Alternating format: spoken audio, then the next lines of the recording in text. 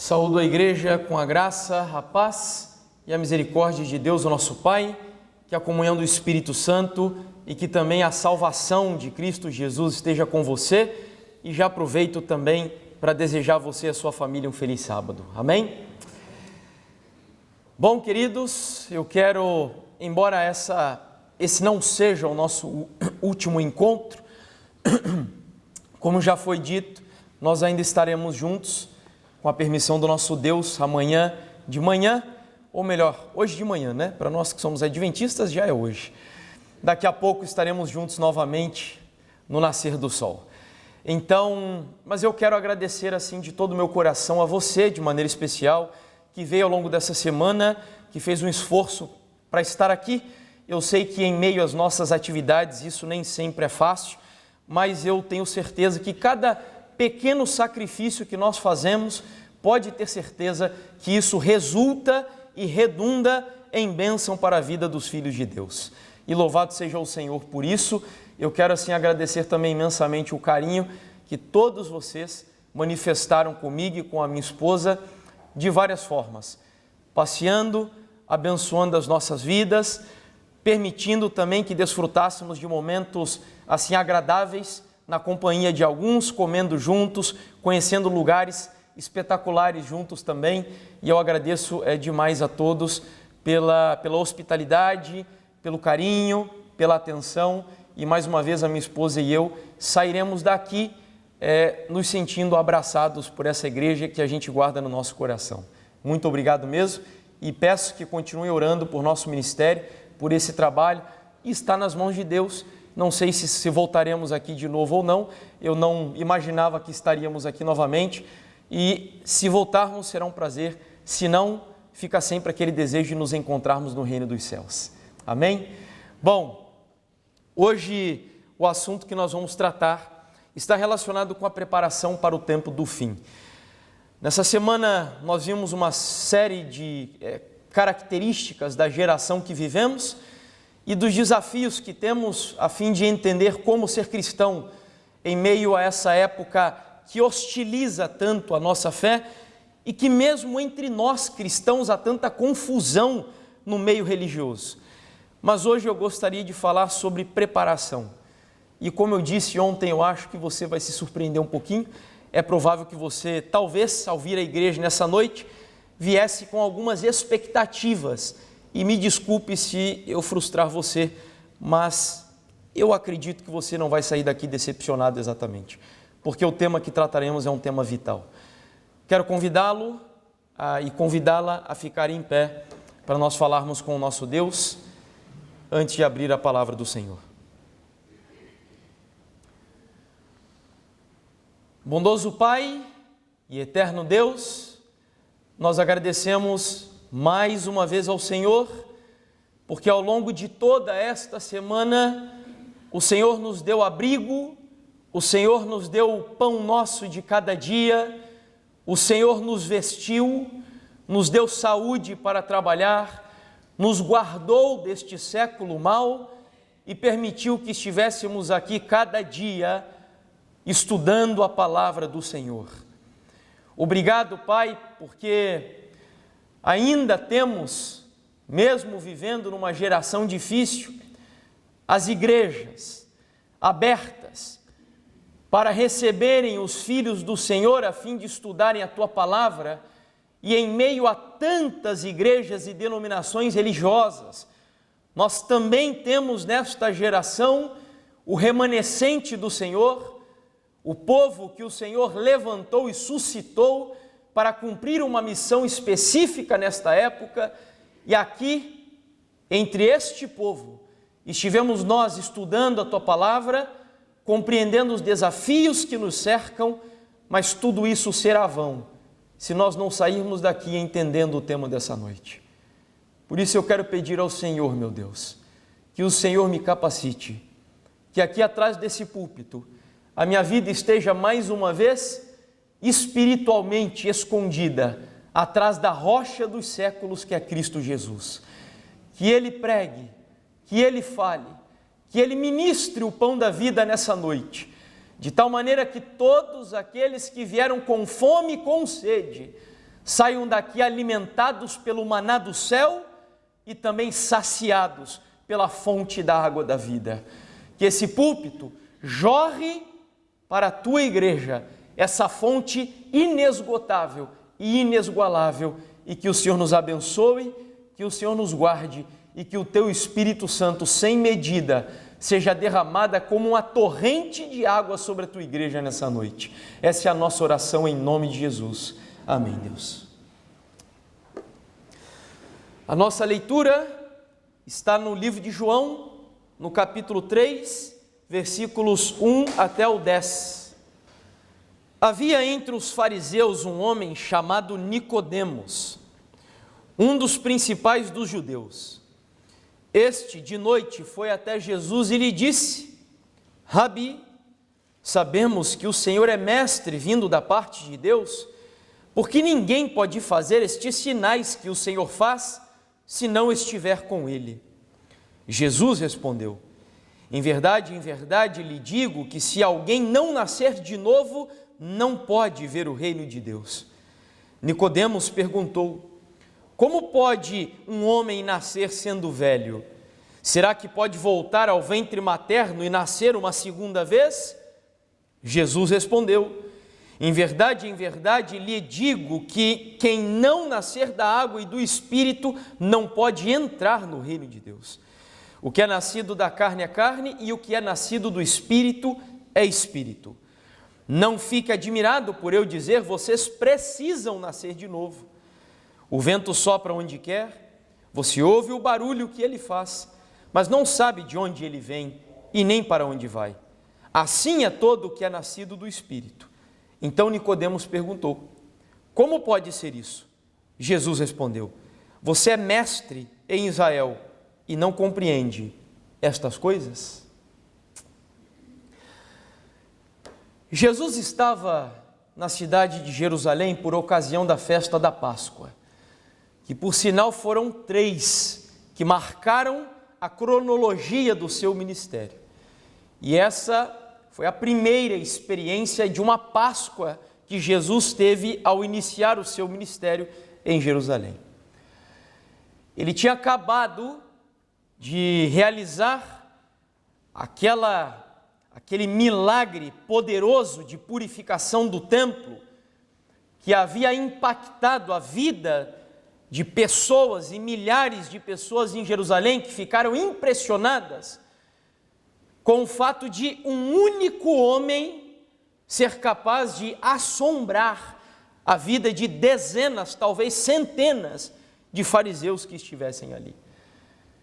Ellen White descreve a cena de forma espetacular, não sei quantos leram no livro Desejado de Todas as Nações. Ela diz que o invólucro humano de Jesus se rompeu, e a humanidade e a divindade que estava velada pela humanidade transcendeu, extravasou o próprio corpo de Jesus, de maneira tal que aqueles que estavam no templo ficaram espantados com a cena que viam diante deles. Milhares de pessoas saíram correndo, enquanto Jesus, com chicotes, espantava aqueles que ele dizia e acusava serem mercenários, fazendo do templo do Senhor uma casa de comércio. E é interessante porque a história da purificação do templo é encerrada no capítulo 2 do Evangelho de João, com um relato que parece ser um preâmbulo para a experiência de Nicodemos no capítulo 3. Em João, no capítulo 2, versos 23 ao 25, que são os versos com os quais João conclui o capítulo anterior ao texto de Nicodemos, a Bíblia diz: estando Jesus em Jerusalém durante a festa da Páscoa, muitos creram no seu nome quando viram os milagres ou os sinais que ele fazia.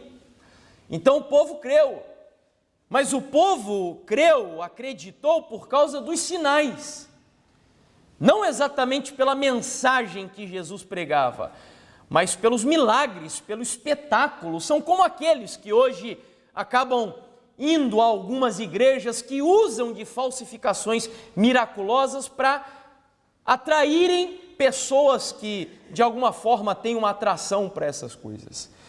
Mas a Bíblia continua dizendo, versículo 24, que o próprio Jesus não confiava neles, porque conhecia a todos. E o texto ainda conclui dizendo, e não precisava que alguém lhe desse testemunho a respeito das pessoas, porque ele mesmo sabia o que era a natureza humana. Então a Bíblia diz que embora o povo confiasse em Jesus, confiasse nos milagres de Jesus, o próprio Jesus não confiava neles, porque Jesus conhecia a natureza daquele povo. Ele sabia qual era a razão pela qual o povo estava o seguindo, e não era por causa da mensagem que ele pregava. E não era porque eles criam que ele era o Messias de fato. Era simplesmente por causa dos sinais. E o texto conclui afirmando que Jesus conhecia a natureza daquele povo. E aí, quando você fecha as páginas da Bíblia no capítulo 2, versículo 25, e inicia então o capítulo 3, que é a história de Nicodemos, a impressão que tenho é que a intenção de João, melhor dizendo, é mostrar para o leitor das Escrituras que Nicodemos está assentado agora daquele que a Bíblia diz ter olhos como chamas de fogo.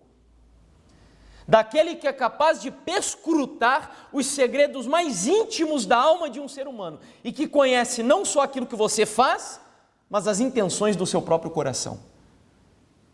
Nicodemos está diante desse homem. E Nicodemos era um homem rico, era um homem culto.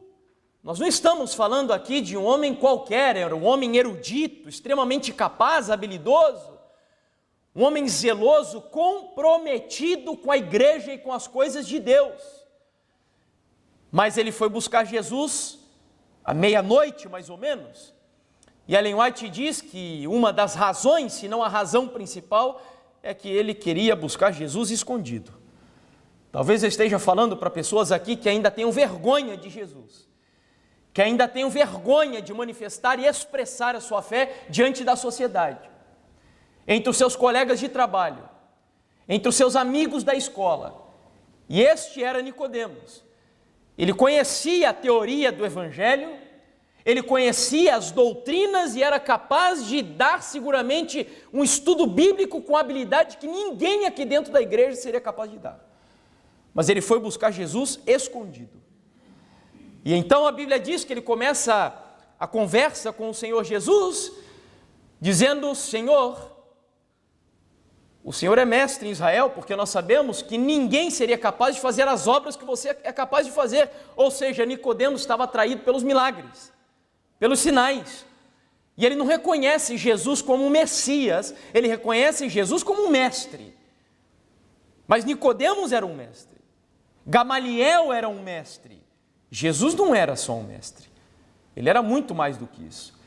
E aí então Jesus, respondendo a Nicodemos, em outras palavras, ele vai dizer: Nicodemos, eu não estou aqui para discutir doutrina com você, eu não estou aqui para falar com você acerca da minha divindade ou da minha capacidade de operar milagres, curas e maravilhas, eu não estou aqui para ouvir você me questionar sobre a teologia judaica, sobre a intelectualidade e erudição dos pensamentos judaicos e gregos, etc. Não, eu só quero saber de uma questão vital, central, importante, crucial para a sua vida. Nicodemos, você nasceu de novo?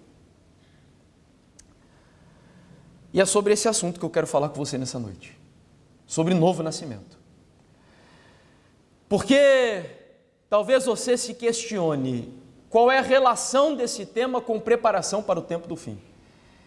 E a conclusão que chego é que você pode saber todos os detalhes sobre a volta do Senhor Jesus. E normalmente, quando nós falamos sobre assuntos relacionados à preparação para o tempo do fim, o que vem na nossa mente é justamente: o irmão vai pregar sobre chuva serôdia, sobre chuva temporã, sobre selamento, sobre sacudidura na igreja, decreto dominical, fechamento da porta da graça, e tudo isso é interessante. E é importante sabermos. Talvez você veio para a igreja na expectativa de que nós traçássemos aqui uma cronologia específica sobre os eventos finais, mas a verdade é que você pode saber de tudo isso, mas se você não nascer de novo, o seu conhecimento será vão. E é por isso que creio eu que quando nós falamos sobre preparo para o tempo do fim, este não é um tema marginal, não é um tema acidental, ele é o tema central, crucial, sobre o qual nós devemos meditar, refletir, e eu vou mais além, foi o tema que determinou quem era virgem prudente e virgem louca dentro da igreja. Novo nascimento. Bom, Ellen White, falando sobre a importância do tema, diz no livro Desejado de Todas as Nações, que para o servirmos ou servirmos a Deus devidamente, é necessário nascermos do Divino Espírito. Esse é o verdadeiro culto, é o fruto da operação do Espírito Santo, de tal maneira que não existe culto verdadeiro e genuíno ministrado a Deus, onde não há uma experiência de novo nascimento. Você já nasceu de novo? E não se engane, porque nascer de novo não é ser batizado. E você vai entender isso ao longo do tema que vamos compartilhar aqui nessa noite. O Manual da Igreja Adventista do Sétimo Dia, o de 2015, eu acredito que o atual também reforça essa conclusão. Apenas os que dão evidências de ter experimentado um novo nascimento e desfrutam uma experiência espiritual no Senhor Jesus estão preparados para ser aceitos como membros da igreja. E finalmente, um comentarista bíblico, tenho citado alguns comentários dele aqui ao longo da semana, eu gosto bastante desse comentário bíblico dele, que é um comentário bíblico expositivo de um teólogo presbiteriano, e ele diz: o novo nascimento é a mais importante e a mais urgente necessidade de sua vida. Você precisa nascer de novo. Sem o novo nascimento, sua vida é vã, sua esperança é vã e sua religião é vã. Então nós estamos, eu volto a repetir, tratando sobre um tema fundamental para a nossa vida espiritual, de tal maneira que eu me arriscaria a dizer que é o tema mais importante dessa semana de oração. Se você tiver que esquecer de tudo ao longo da semana, eu peço a você, não esqueça do que nós vamos estudar aqui nessa noite. E eu espero ser breve. Nós vamos dividir o tema aqui em 2 ou 3 tópicos, se não me engano, onde o primeiro deles é a necessidade do novo nascimento. Então ali está. Dentro da necessidade do novo nascimento, ou a fim de responder essa pergunta, por que nascer de novo, nós vamos três tópicos ou subtópicos de maneira rápida. Primeiro, por que você precisa nascer de novo? Porque a sua natureza, o seu coração, não tem uma inclinação e uma disposição para Deus. De acordo com a Bíblia, a sua natureza é má. O livro de Gênesis vai dizer que todo o desígnio do coração do homem é de contínuo somente o mal. E quando os fariseus estavam preocupados com questões exteriores, com lavagens cerimoniais, dizendo que os discípulos não tinham lavado as mãos, o que era uma mentira, eles não haviam lavado as mãos apenas de acordo com as cerimônias judaicas, que dizia que você tinha que lavar 7 vezes do cotovelo até a ponta dos dedos. Então o que a Bíblia me mostra é que a sua natureza, a minha natureza é má. E que interiormente, apesar de eu tentar pelo exterior melhorar a minha natureza, consertar a minha natureza, passar um verniz diante de Deus e da sociedade, interiormente nós somos maus. E nesse mesmo contexto da lavagem cerimonial, Jesus vai dizer em Mateus 15:19 que é do coração do homem que procede toda sorte de idolatria, maldade, inveja, orgulho, fofoca, adultério, prostituição, etc, etc e etc. É do seu coração. Do seu coração. A Bíblia leva isso tão a sério que em Efésios 2, versículo 3, nos é dito que você é filho de Deus, ou melhor, é filho da ira por natureza. A sua natureza é má. Nós não estamos falando aqui de atos pecaminosos, pensamentos ruins, não. A sua natureza, o que corre dentro das suas veias é maldade, é impureza diante de Deus. De tal forma que se pudéssemos aqui hoje dizer para você, pensa naquilo que você fez de melhor como um cristão na sua vida. Pensa aí.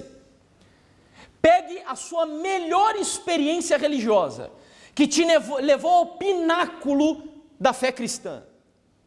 Pensa o ano que você deu mais estudos bíblicos, que você foi mais fiel nos dízimos e ofertas, que você foi leal a Deus, zeloso a Deus, comprometido com as coisas de Deus. Pense no seu melhor ano da sua trajetória cristã.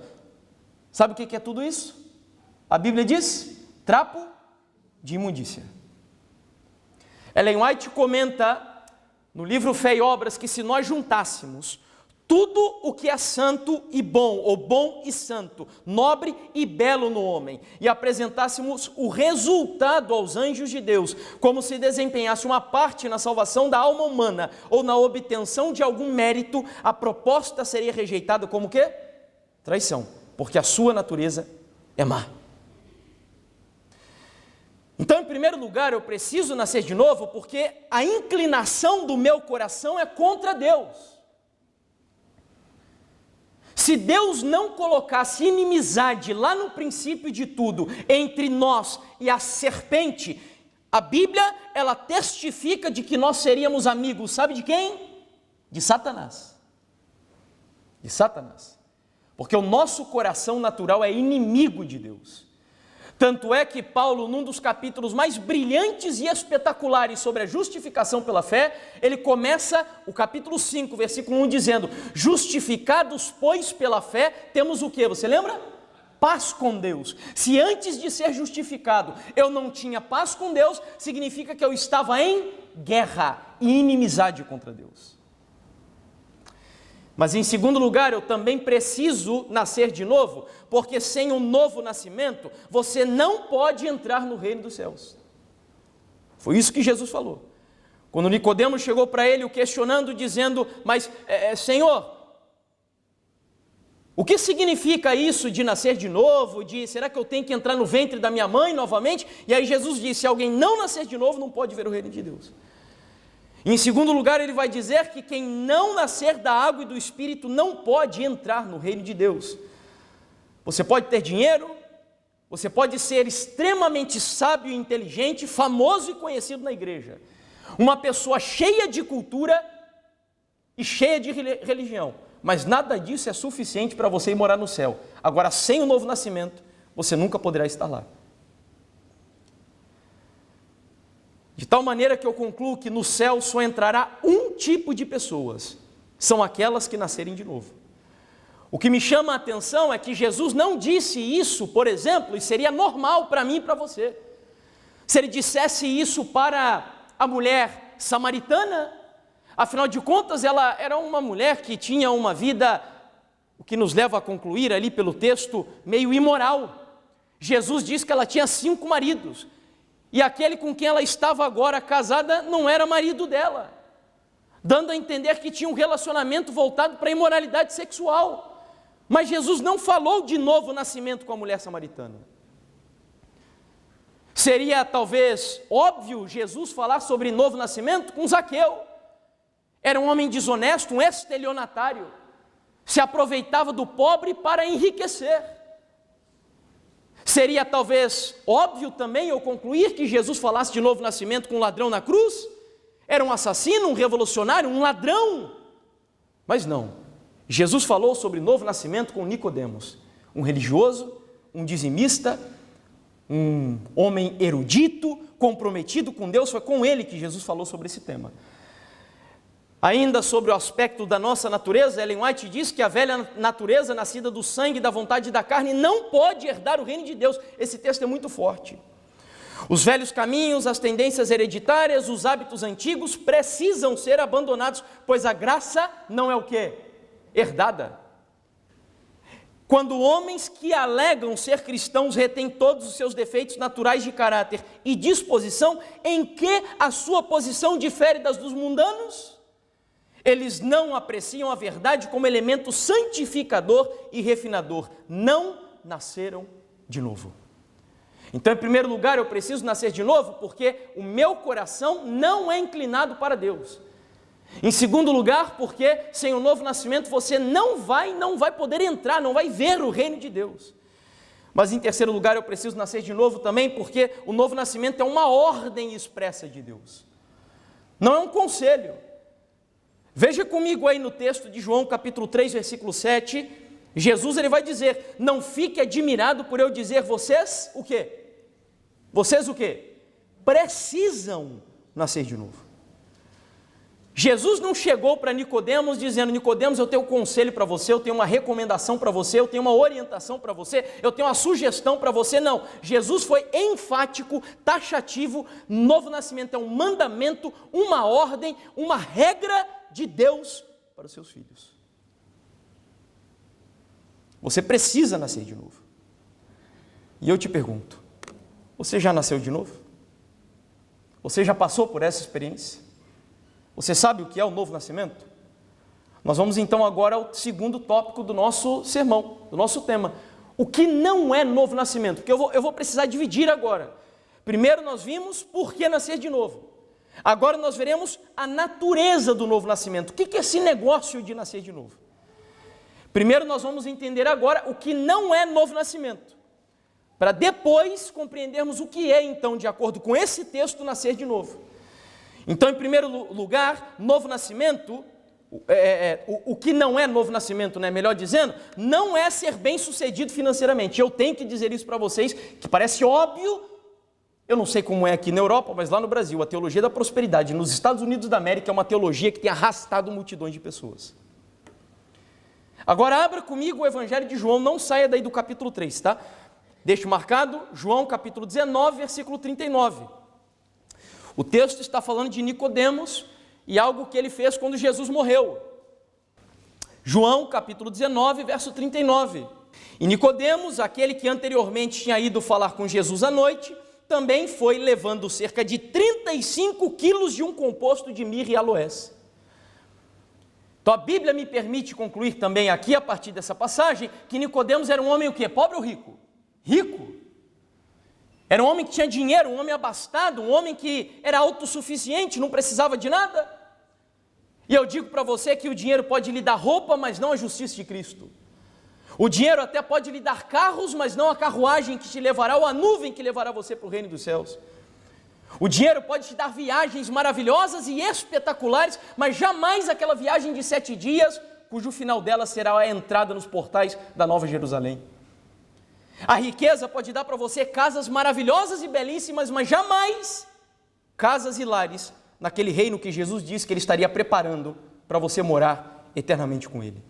O dinheiro pode dar muitas coisas para você, mas não um novo nascimento. A teologia da prosperidade é a maior mentira que já foi inventada para acalentar e atrair corações egoístas, que não nasceram de novo. Nicodemos era rico, Nicodemos tinha muito dinheiro, mas ele não tinha certeza da sua salvação. Ele não tinha nascido de novo. Em segundo lugar, a natureza do novo nascimento, ou o que não é novo nascimento, também não é ter um profundo conhecimento da Bíblia. Voltemos agora para o capítulo 3, versículo 10, que é o nosso texto central do tema dessa noite. A Bíblia vai dizer assim, Jesus falando de Nicodemos: você é um mestre em Israel e não compreende essas coisas? Nicodemos era um mestre. Nicodemos era, trazendo para o nosso linguajar contemporâneo, um teólogo. Talvez se vivesse em nossos dias um PhD em teologia bíblica, ou teologia sistemática, ou seja lá que área for da teologia. Era um homem inteligente, um homem erudito. Se viesse hoje, na nossa geração, seguramente seria um professor de Bíblia nas nossas universidades. Mas a Bíblia diz que Nicodemos precisava nascer de novo.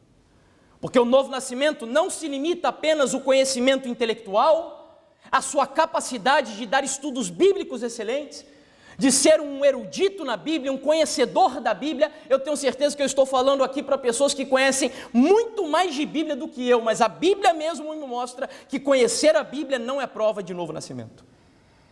E eu me arriscaria a dizer que se Nicodemos hoje congregasse na igreja de Espinho e em qualquer igreja adventista do sétimo dia espalhada pelo mundo, eu não duvido que nós o escolheríamos no conselho da igreja como o primeiro ancião da igreja.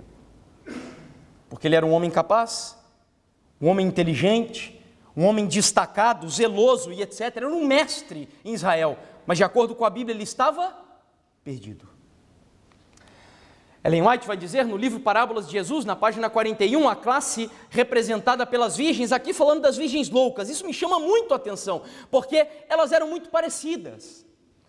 Ambas tinham lâmpadas, ambas saíram para encontrar Jesus, e quantas delas tinham azeite? Quantas? 5? Tem certeza? Todas tinham azeite. Mas quantas tinham azeite em reserva? 5.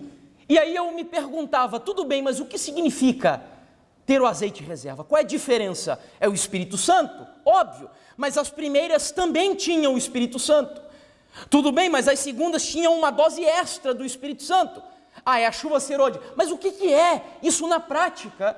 E aí Ellen White vai dizer, a classe representada pelas virgens loucas não é o quê? Hipócrita. Nós não estamos falando de um povo hipócrita aqui. Tem consideração pela verdade, advogaram-na. Ou seja, é um povo que ama a Bíblia, que estuda a Bíblia, que prega a Bíblia, que defende as 28 crenças fundamentais da Igreja Adventista do Sétimo Dia. São atraídos aos que creem na verdade, mas não se entregaram à operação do Espírito Santo. Não caíram sobre a rocha, que é Cristo Jesus, e não permitiram que sua velha natureza fosse quebrantada. Elas saíram para encontrar Jesus. Elas estavam com lâmpadas nas mãos. Tinham uma dose do Espírito Santo, mas não haviam nascido de novo. Estavam perdidas, mesmo dentro da igreja. Voltando aqui para o nosso tópico, nós vimos então, em primeiro lugar, que novo nascimento não é ser bem sucedido financeiramente. Em segundo lugar, que novo nascimento não é ter um profundo conhecimento de Bíblia. Mas em terceiro lugar também, novo nascimento não é ser uma pessoa profundamente religiosa. Vá comigo ao capítulo 3 de João, versículo 1. O texto vai dizer que Nicodemos era o quê? Ele fazia parte de qual seita do judaísmo? Diz aí o texto. Qual delas? Os fariseus. Eram pelo menos 5 naquela época. Nós tínhamos os fariseus, os saduceus, os essênios, os herodianos, e tinha mais uma que eu não me lembro aqui agora, mas eram 5 delas. 5 delas. Essas eram as mais conhecidas. E a Bíblia diz que Nicodemos era um fariseu. E o fariseu, sem dúvidas, era o grupo mais radical e conservador do judaísmo. Sabe aqueles cristãos que gostam de serem zelosos, conservadores? E eu me identifico com esses. Como eu disse aqui ao longo da semana, cristão é conservador. Como disse Paulo para Timóteo, Timóteo, permaneça naquilo que você aprendeu. Os fariseus eram aqueles que eram contra a helenização do judaísmo. O que era o movimento helenístico naquela época? Eram os gregos que, através da sua filosofia, da sua ética, da sua cultura e da sua educação, penetravam nas outras nações para mudarem a visão de mundo deles. Os fariseus eram contra a helenização. Era um povo cheio de regras, e eu digo para você que você pode criar milhares de regras para a sua vida, mas você não vai chegar perto daquilo que os fariseus eram. Eles eram tão zelosos que eles jejuavam 2 vezes por semana. Quantos aqui jejuam 2 vezes por semana? Eram tão zelosos nos dízimos e nas ofertas que eles dizimavam o endro, a hortelã e o cominho. Sabe o que era isso? Eles não davam dízimo só das suas grandes plantações, só das suas atividades mais robustas e expressivas, não. O endro, a hortelã e o cominho eram algumas hortaliças que faziam parte, algumas ervas, das suas hortinhas menores de casa. E até disso eles dizimavam também. Então era um povo zeloso, um povo cuidadoso, frequentava a sinagoga com regularidade. Nicodemos era um homem moralmente irrepreensível, mas ele não tinha nascido de novo. Então, novo nascimento não é ser uma pessoa profundamente religiosa. Eu sei que você tem cargos na igreja, eu sei que você tem compromissos na igreja, que você tem se envolvido com ela, que você vem à frente cantar, vem à frente louvar, vem à frente pregar, dar estudos bíblicos, e enfim, é uma pessoa extremamente envolvida com a igreja, e louvado seja Deus por isso, mas isto não é evidência de novo nascimento. Em quarto lugar, novo nascimento também não é ocupar um cargo de liderança da igreja. Eu já me adiantei aqui, mas o texto vai dizer também no versículo 1, que havia entre os fariseus um homem chamado Nicodemos, um dos principais dos judeus. Você sabe o que era isso? Ele não era só um fariseu, ele era um dos principais dos judeus. Dentro do judaísmo tinha um grupo de pessoas que eram conhecidos como Sinédrio. O Sinédrio era composto dos 71 líderes de Judá, dos judeus, dos fariseus, mais habilidosos e inteligentes que havia naquela época. Era o povo, a liderança responsável por cuidar e zelar da ética, da moral, dos princípios, dos valores e da vida religiosa da nação. Eles eram a polícia religiosa do reino de Judá, ou melhor, dos judeus. Nicodemos era um desses homens. Era uma autoridade que tinha inclusive poder para prender e julgar aqueles que desobedecessem às suas leis. Nicodemos era um líder, portanto, influente, destacado, conhecido, um homem extremamente capaz e habilidoso e não tinha nascido de novo. Tinha cargos na igreja e não tinha nascido de novo. Finalmente, o quinto tópico nos diz que novo nascimento também não é uma reforma moral. Isso é importantíssimo nós tratarmos aqui. Versículo 6 aí de João capítulo 3, o que é nascido da carne é o quê? Você conhece bem o texto. O que é nascido da carne é o quê? Carne. E o que é nascido do Espírito é Espírito. O novo nascimento não é um melhoramento exterior, na aparência, por fora, visível. Não, isso não é novo nascimento. O novo nascimento não é apenas pegar a sua velha natureza e remendá-la. Não é pegar a sua casca apodrecida e dar apenas uma aparência melhorada nela. Não, isso não é novo nascimento. Não é um melhoramento da sua antiga natureza corrompida e imoral. Não é novo nascimento. Há muitas pessoas na sociedade, por exemplo, que são pessoas éticas, pessoas morais. O meu pai é uma delas. E eu tive no meu pai um exemplo excelente de como ser um bom cidadão, uma pessoa correta. Meu pai nunca teve, ao longo dos seus mais de 60 anos de vida, nunca teve o seu nome sujo na sociedade, e ele sempre zelou por isso, cuidou disso, uma pessoa honesta, íntegra, correta, dentro dos valores que ele acredita. Mas o meu pai não nasceu de novo. Então, novo nascimento não é apenas uma reforma moral. Eu posso fazer reforma de saúde, eu posso fazer reforma de vestimento, eu posso fazer reformas e centenas de reformas na vida, mas isto não é evidência de novo nascimento. Aliás, Hitler fazia reforma de saúde, entre aspas, cuidava da sua saúde, mas ele não tinha nascido de novo. E muitos lá no Brasil, atores e artistas conhecidos, são vegetarianos, cuidam da saúde, mas não nasceram de novo. E não me entendam mal, eu não estou falando contra essa mensagem. Essa mensagem é necessária, é essencial, é o braço direito da mensagem do terceiro anjo, mas não se engane, não é evidência de novo nascimento. Bom, lendo aqui mais uma citação de Ellen White, ela diz que não há segurança para uma pessoa que tem uma religião meramente legal, uma forma de piedade. A vida cristã não é uma modificação ou melhoramento da antiga, mas uma o quê? Transformação da sua natureza. E isso agora nos leva ao próximo tópico. Mas então eu já sei o que não é novo nascimento. O que é novo nascimento então, de acordo com o texto que nós estamos usando aqui? Em primeiro lugar, novo nascimento é algo radicalmente novo. Quando nós vamos a João 3,3, onde Jesus diz, em verdade lhe digo, que se alguém não nascer de novo, não pode ver o reino de Deus, a palavra que Jesus usou, que João utilizou ali, é a palavra do grego anotem, e anotem significa algo radicalmente novo, nunca visto antes, absolutamente novo, uma novidade que nunca foi contemplada por ninguém. É como se Jesus estivesse trazendo a mente de Nicodemos e a sua também para a criação, onde tudo foi criado por Deus, e a palavra grega hebraica é bará, onde Deus cria tudo ex nihilo, ou seja, do nada, absolutamente nada. É algo novo, radicalmente novo, nunca antes visto. É como se Jesus tomasse também uma pessoa morta nos seus delitos e pecados e ele desse uma nova vida para elas, um novo significado, novos gostos, novos hábitos, nova visão de mundo. Para você ter prazer em coisas que você não tinha antes. Lembre-se comigo do texto de 2 Coríntios capítulo 5, versículo 17. O texto diz lá que tudo se faz novo. Lembra da passagem? Lembra desse texto? Quem está em Cristo, nova criatura é. As coisas antigas já passaram e tudo se fez. É novo nascimento. É uma vida radicalmente nova. Radicalmente nova. Uma experiência como nunca antes vista. Eu li uma frase de um pastor certa vez, onde ele disse que o céu não é apenas o seu destino, mas é também a sua origem. Nascer de novo significa nascer do reino dos céus.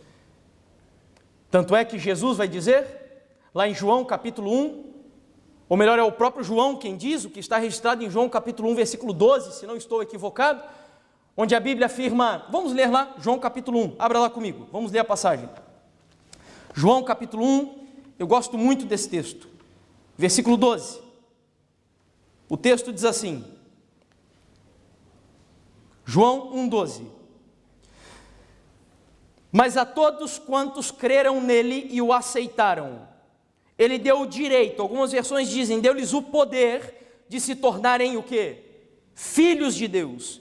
Estes não nasceram segundo a carne ou a ordem natural, como diz a Bíblia, nem como resultado de paixão ou vontade humana, mas nasceram de Deus.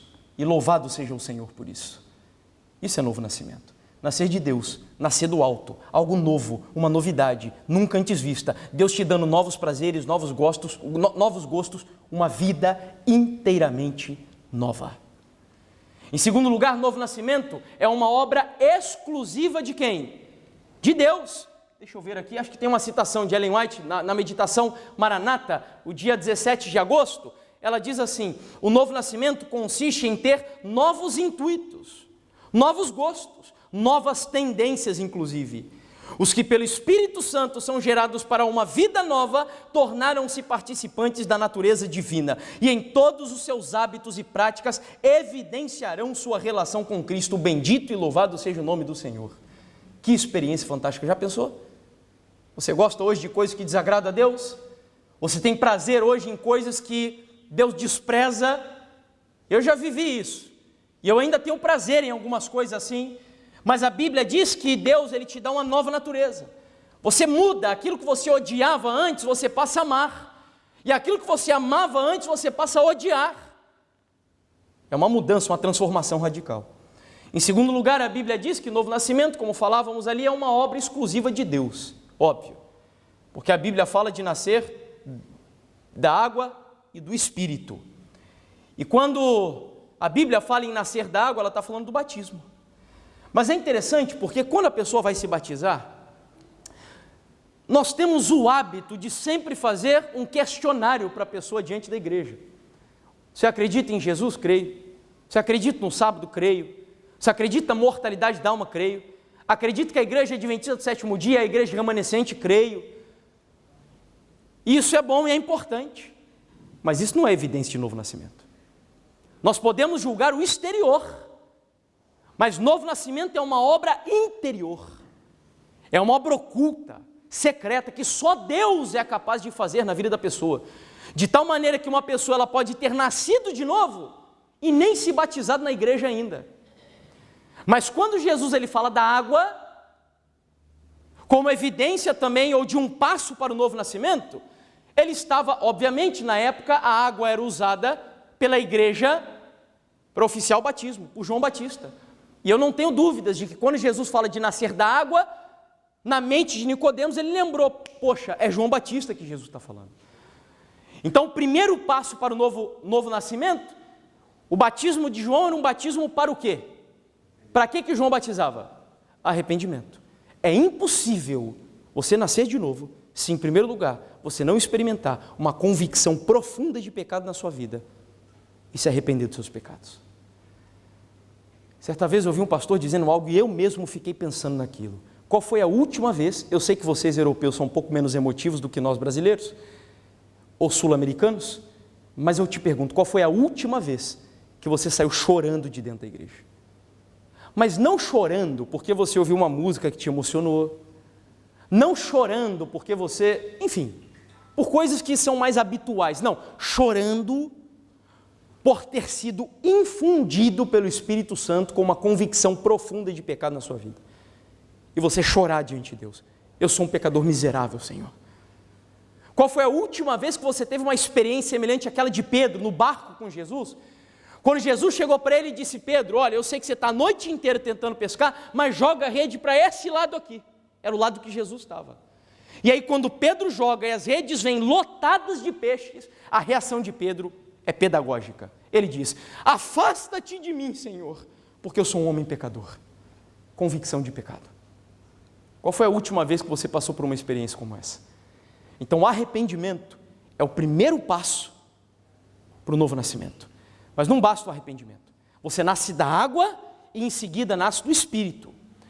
E aí essas duas coisas conectadas na Bíblia, é impossível não lembrar. Quando Jesus conecta água e Espírito na Bíblia, ele tem uma intenção clara. Onde na Bíblia você lembra que água e Espírito aparecem juntos pela primeira vez? Em que lugar? Aonde, pastor? Na criação. na criação. Onde a Bíblia diz que o Espírito de Deus pairava sobre a face do quê? Das águas. E sem dúvidas, a intenção do Senhor Jesus com Nicodemos era levá-lo para a criação, dizendo: Nicodemos, você não tem que voltar para o ventre da sua mãe, eu tenho que fazer você nascer de novo. É como se você fosse uma nova criatura, literalmente falando. Sabe aquele milagre, Nicodemos, que eu fiz lá no princípio do ex nihilo, criar as coisas do nada? Eu tenho que fazer isso na sua vida. E é interessantíssimo, quando você vai no idioma original, o hebraico, a palavra barar, que está lá no comecinho de Gênesis, criou Deus, né, os céus e a terra. Quando você vai para os Salmos, mais conhecido de Davi, que é o Salmo do arrependimento, ele diz assim: cria em mim, ó Deus, um coração novo. Sabia que a palavra que Davi usou ali foi barar? Davi sabia que isso é um milagre de Deus. Mas acredite, Deus é todo poderoso e Ele deseja fazer isso na sua vida nessa noite, em nome do Senhor Jesus. Nascer de novo. Isso é vital para nós estarmos preparados para o tempo do fim. Novo nascimento. Deixa eu voltar aqui, já estamos nos aproximando da conclusão do tema. Eu estava no segundo tópico, né? Uma obra exclusiva de Deus. Tem uma frase interessantíssima que eu vi de Spurgeon, onde ele diz assim, que é mais fácil ensinar um leão a ser vegetariano do que converter uma alma pelo esforço humano. Porque o novo nascimento é uma obra exclusiva de Deus. Jeremias chegou a dizer: acaso o etíope pode mudar a cor da sua pele? Ou o leopardo tirar as suas manchas? Não tem capacidade. Nós não podemos fazer absolutamente nada dos nossos esforços para experimentar essa vida de novo nascimento. E que tem a ver com algo que eu não tinha parado para pensar, mas em conversa com o meu amigo Ruben ao longo dessa semana, esse assunto tem tudo a ver com aquilo que Ellen White e a Bíblia chamam de justiça de Cristo. Justiça de Cristo. A mudança, Ellen White diz na meditação E Recebereis Poder, a mudança de coração representada pelo novo nascimento somente poderá ser efetuada pela eficaz atuação do Espírito Santo. É uma obra de Deus. Só Ele e mais ninguém pode limpar-nos de toda a impureza. Você lembra da experiência de Jesus com Josué, o sacerdote? Quando o diabo veio para acusá-lo dizendo: ele é sujo, ele é imundo, ele é pecador, ele não é digno. Jesus vem e diz o quê? Afasta-te daqui, Satanás. Ele tira aquelas vestes imundas de Josué e coloca sobre ele uma veste limpa, a justiça de Cristo, o manto do novo nascimento. Bom, o penúltimo tópico, novo nascimento é uma transformação interior realizada pelo Espírito Santo. Eu já falei sobre isso, vou apenas ler aqui o texto com vocês. João capítulo 3, versículo 5. Em verdade, verdade lhe digo, quem não nascer da água e do Espírito não pode entrar no reino de Deus. Agora vá comigo para um texto que a gente não pode deixar ele passar. Eu falei para vocês da mistura desses elementos da água e do Espírito, Ezequiel capítulo 36, versos 24 ao 27. Olha que texto espetacular. Ezequiel capítulo 36, versículos 24 ao 27. Diz assim: Deus está falando, é uma obra soberana de Deus. Eu os tirarei do meio das nações, eu os congregarei de todos os países, e os trarei de volta para a sua própria terra. Então aspergirei o quê? Água pura diante de vocês, ou sobre vocês, e vocês ficarão purificados. Eu os purificarei de todas as suas impurezas e de todos os seus ídolos. Eu lhes darei um coração novo e porei dentro de vocês um espírito novo. Tirarei de vocês o coração de pedra e lhes darei um coração de carne. Porei dentro de vocês o meu espírito e farei com que andem nos meus estatutos e guardem guardem e observem todos os meus juízos. Você deseja essa experiência para a sua vida? Amém? Amém. Você já nasceu de novo? Você já nasceu de novo? É interessante, depois faça esse exercício na sua casa. Quando Ezequiel termina o capítulo 36, vem o capítulo 37, é a passagem do Vale dos Ossos Secos, onde tem ali uma multidão de ossos sem vida, amontoados, sem significado nenhum. E aí Deus dá uma ordem para Ezequiel dizendo: filho do homem, profetiza para que esses ossos se juntem. Eu imagino aquela cena, sei lá, meio sobrenatural, dos ossos voando um para um lado, um para o outro, e tudo se reunindo, e ali temos agora esqueletos prontos. Não havia acabado. Ele diz: agora profetiza para que os músculos se formem, e os músculos começam a se formar. Mas ali nós temos um exército bonito, com uma aparência deslumbrante, extremamente atrativa aos olhos, mas sem o quê? Sem vida. E aí ele termina dizendo: profetiza agora, e eu soprarei sobre eles o espírito de vida. E a Bíblia diz que Deus vem e sopra, e eles têm vida. Novo nascimento é uma obra do Espírito Santo de Deus. É Deus pegar você morto e Ele te dar uma vida nova. E finalmente, o novo nascimento é uma obra livre e misteriosa do Espírito Santo. Não duvide da capacidade que o Espírito Santo tem. E muita atenção, porque a Bíblia diz no texto de João 3,8 que o Espírito Santo, que o vento, ele faz o quê? Ele sopra para onde quer. Não limite a obra do Espírito Santo. O Espírito Santo é soberano. Ele sopra onde Ele quiser. Ele sopra no terreiro de macumba, no candomblé, numa reunião espírita, a pessoa injetando heroína na veia. Eu estava pregando, eu lembro do Brasil, numa universidade da nossa igreja adventista do sétimo dia, lá na Bahia, para mais de 1.300 jovens lá da universidade. E aí quando eu terminei o último sermão, isso era alta madrugada, uma jovem disse que queria conversar comigo, 20 e poucos anos. Eram sermões, inclusive alguns dos que eu preguei aqui, lá foi só um final de semana. Eu preguei sexta, sábado de manhã e numa vigília à noite. E quando terminei o sermão, essa jovem veio conversar comigo. E ela veio chorando, mas em prantos mesmo, dizendo: meu irmão, eu preciso que você me ajude.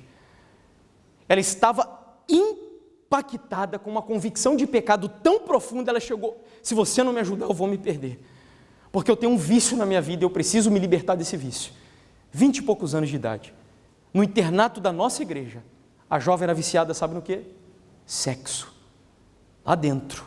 Vivendo uma vida de prostituição. Às vezes fugindo da universidade. E ela chegou para mim e disse: eu preciso que você me ajude. E nós conversamos ali por alguns minutos, dei algumas orientações para ela, conversei com o pastor da igreja para ajudar essa jovem. O Espírito Santo é soberano e sopra quando Ele quer. Mesmo quando você prega mensagens que às vezes nós poderíamos pensar nesta geração: mas os jovens dessa geração não gostam. Meus amigos, o Espírito Santo é livre e Ele sopra quando quiser, como quiser, em quem quiser e do jeito que Ele quiser. É lógico que nós devemos obedecer princípios da palavra de Deus, mas Ele é soberano. E para nós concluirmos o sermão dessa noite, eu quero dizer para você que o que eu apresentei para vocês aqui é uma das doutrinas bíblicas que eu mais maravilho. Talvez a doutrina favorita para mim. Sabe que doutrina é essa? A doutrina da regeneração. E aí eu quero terminar a mensagem lendo com você o texto de Tito. Está no livro de Tito, no capítulo 3, versículos 3 até o 5. Pois nós também no passado, eu vou ler diferente. Pois eu também no passado era insensato, desobediente, desgarrado, escravo de todo tipo de paixões e prazeres, vivendo uma vida de maldade e de inveja, sendo odiados e odiando-nos uns aos outros. Mas, e essa conjunção adversativa aqui é uma das coisas mais maravilhosas que poderia estar na Bíblia. Você é mau, sua natureza é má, mas quando se manifestou a bondade de Deus, o nosso Salvador, e o seu amor por todos os homens, Ele nos salvou. Não por obras de justiça praticada por nós, mas segundo a sua infinita misericórdia. Ele nos salvou mediante o lavar regenerador e renovador do Espírito Santo de Deus. Louvado seja o nome do Senhor. Isto é a doutrina da regeneração, novo nascimento. Novo nascimento. Eu preguei aqui ao longo de toda essa semana. Eu conheço muitos aqui da igreja de Espinho, mas também tem muitos que eu não conheço aqui nessa igreja. E eu não poderia terminar essa semana, embora hoje não seja o último dia, sem desafiar você, que ainda não recebeu a Jesus Cristo como seu Salvador, e que não viveu essa experiência de novo nascimento, sem desafiar você a tomar uma decisão ao lado do Senhor Jesus. É provável que aqui, hoje, tenham pessoas que estão estudando a Bíblia, mas se você não deu o passo ainda de fé, de descer as águas do batismo, de passar por uma experiência de mudança de vida, Hoje Deus está estendendo a mão da misericórdia para dar uma nova oportunidade para você. Deus está te chamando para nascer de novo. Ah, mas irmão, você não tem ideia do que eu tenho vivido. As dificuldades que eu tenho enfrentado. As lutas que eu vou precisar passar dentro do meu lar para dar esse passo de fé, por exemplo, de guardar o sábado. Não se importe com nada disso agora. Esse é o momento no qual Deus está chamando a você e apelando ao seu coração, dizendo, é você e Ele. Não pense nas dificuldades, não pense nas lutas, não pense nas aflições, não pense nos obstáculos, porque o Deus que está dizendo isso tudo para você é um Deus que abriu o mar vermelho, é um Deus que destruiu gigantes, é um Deus que derrubou muralhas, é o Deus todo-poderoso, o Deus do impossível. É esse Deus que está te convidando para você nascer de novo.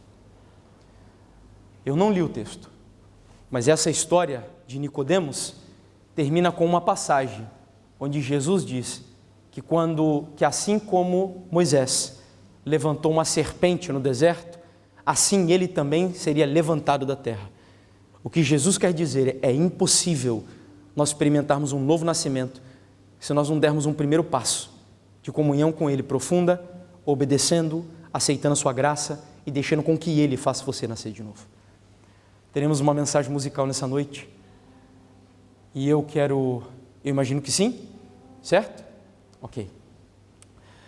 E eu gostaria de dar essa oportunidade para você. Você que está estudando a Bíblia, você que é uma visita na igreja, você que não começou a estudar a Bíblia ainda para aprender a como se preparar para o reino de Deus, você que já é um membro da igreja, que já está há anos aqui ouvindo, congregando, participando de atividades na igreja, etc. Se você precisa nessa noite dizer ao Senhor, Deus, eu preciso nascer de novo. Eu preciso nascer de novo. Enquanto a nossa irmã Dina canta, eu gostaria de lhe dar essa oportunidade, de você se colocar de pé e você dizer ao Senhor, Deus, eu preciso nascer de novo. Eu preciso me batizar, quem não se batizou, eu preciso estudar a Bíblia para conhecer mais da tua mensagem, quem ainda não estudou. É a mão da misericórdia de Deus se estendendo a você. Imagine que é você hoje, nessa noite. Já são 9h37. É mais cedo do que Nicodemos foi se encontrar com Jesus em Jerusalém. Mas é noite. Imagine se você sozinho com Ele agora, sentado aí no seu lugar. E Jesus chega para você e diz, você precisa nascer de novo. Se você acha que essa deve ser a sua experiência, fique em pé, enquanto a nossa irmã louva o nome do nosso Deus.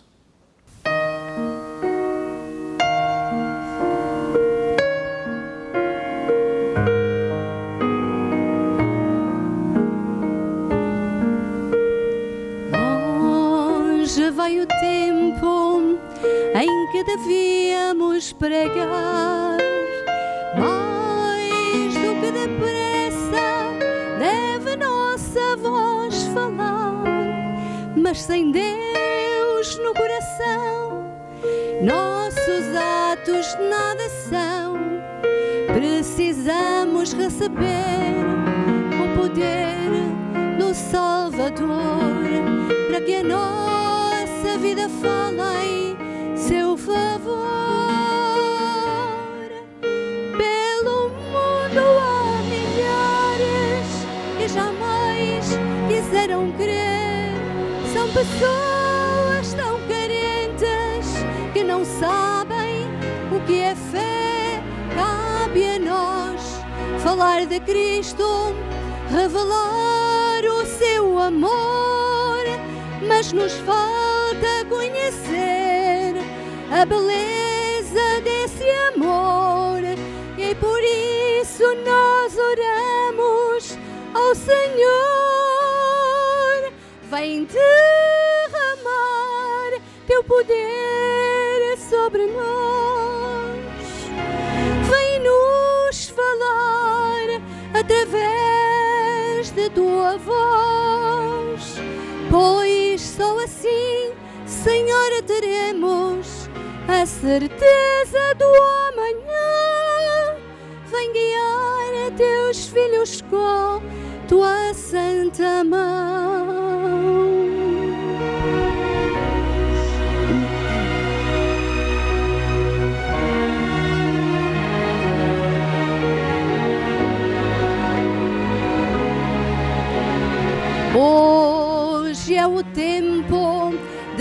amparo especial. Uma nova vida deve ser nosso ideal. Precisamos confessar nossas faltas ao Senhor, em sincera comunhão, suplicar o seu perdão e pedir a Ele um novo coração. Só então nós poderemos responder ao seu chamar. Levaremos sua palavra aos que a buscam aceitar. Mensageiros do Evangelho, nós seremos a falar. Nossa vida irá mostrar a beleza de sua luz, pois somos salvos pelo sangue de Jesus. Vem derramar teu poder sobre nós, vem nos falar através de tua voz, pois só assim, Senhor, teremos na certeza do amanhã. Vem guiar teus filhos com tua santa mão, vem derramar teu poder sobre nós, vem nos falar através de tua voz. Nós precisamos receber a tua bênção de amor. Teu Espírito envia-nos, Senhor.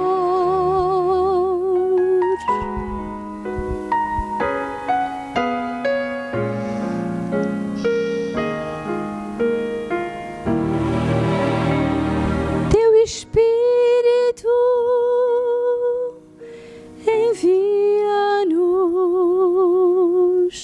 Senhor.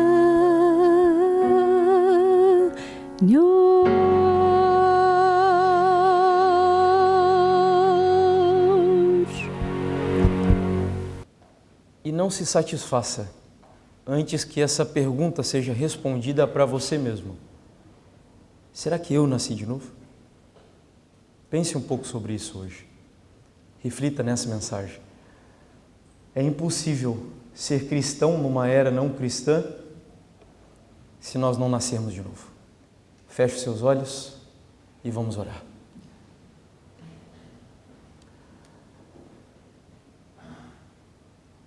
Querido Pai, a mensageira do Senhor diz que foram nos encontros individuais que Jesus ensinou ao longo do seu ministério as verdades mais profundas e penetrantes. E sem dúvidas essa experiência com Nicodemos é uma das mais centrais dos ensinamentos do Senhor Jesus. Nós podemos, Pai, dissecar os mistérios mais profundos da Tua Palavra, podemos ser habilidosos, pregando, ensinando, zelosos em todas as práticas religiosas e rituais que precisamos cumprir com os ritos da Tua Igreja. Podemos ser pessoas cultas, éticas, moralmente corretas, até mesmo respeitadas, mas nada disso é evidência de novo nascimento, como acabamos de ver. Seguramente Nicodemos era muito melhor em todas essas coisas do que nós o somos, mas ele não tinha nascido de novo.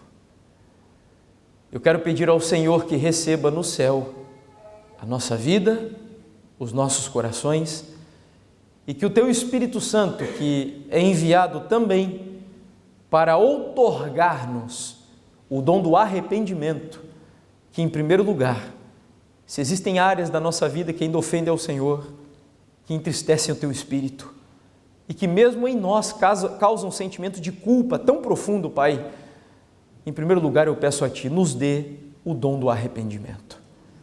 e o verdadeiro arrependimento. Mas em segundo lugar, a caminhada cristã não deve estar estacionada no arrepender-se. E eu me encanto quando vejo Ellen White dizer que Davi era o homem segundo o coração de Deus, não porque ele fosse íntegro, irrepreensível, não, ele errava e errou muitas vezes, mas porque quando ele caía, ele se arrependia e procurava mudar a sua vida. Nós queremos ser homens e mulheres segundo o coração do Deus Todo-Poderoso.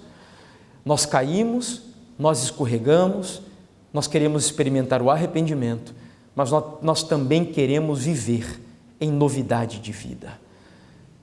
Que a semente de Deus seja plantada na nossa alma nessa noite, Pai.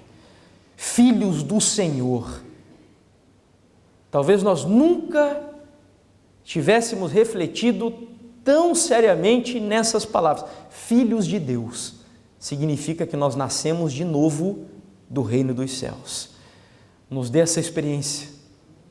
Que o Espírito Santo seja soberano na minha vida, na nossa vida, que Ele faça o que quiser, do jeito que quiser, ainda que doa, ainda que cause dificuldades, mas não importa, Senhor, porque o que nós vivemos aqui é passageiro, nós queremos viver para a Tua glória durante toda a eternidade.